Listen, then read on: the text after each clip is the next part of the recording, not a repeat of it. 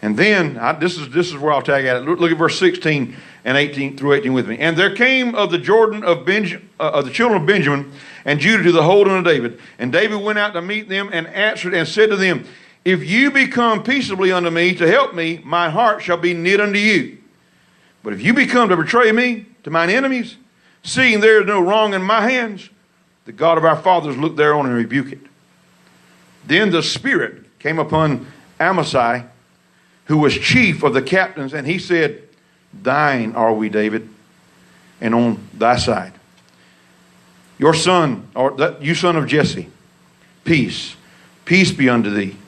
Peace be to your helpers, for your God helps you. Then David received them and made them captains of the band. I may have to come back to this. I could spend a whole lot of time.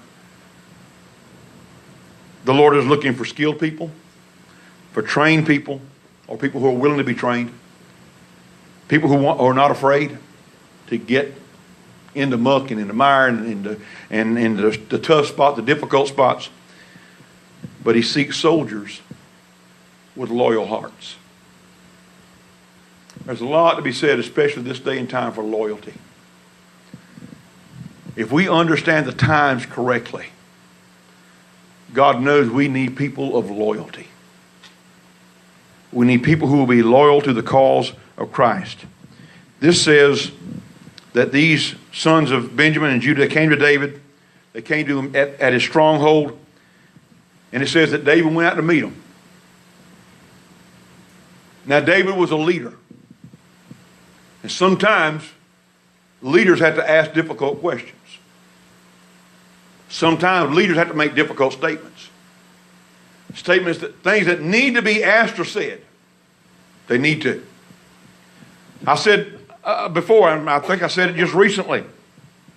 You know, your pastor, and I say this for not just for me, I say it for any pastor. Your pastor needs to have the leeway to speak into your life. Whether that's good, bad, pretty, ugly. He needs to lead that, and again, there's a balance there. That doesn't mean that I should be able to go in your house and look through your drawers. I don't care about doing that. Don't want to do that. That don't interest me. But I should be able to speak into your life, and you receive it. And I've said this. You heard me say it before, and I'll say it again. Just because someone sits in a pew and warns a pew, don't make me their pastor, or any church they go to doesn't make the man or the woman of God who's behind that desk their pastor. Just because they're sitting there in the pew. No. There's a whole lot of people in America sitting in pews now that don't have a pastor. You see, because the one who's bringing the Word of God can't be your pastor, your shepherd, unless you're going to allow him to be your pastor, shepherd. He can't be your pastor. He can't speak into your life, and if he can't speak into your life, he's really not your pastor. He's a guy that you like to go and hear preach, or he's a guy that you like to hear sing, maybe. He's a guy that for whatever reason, you may like him.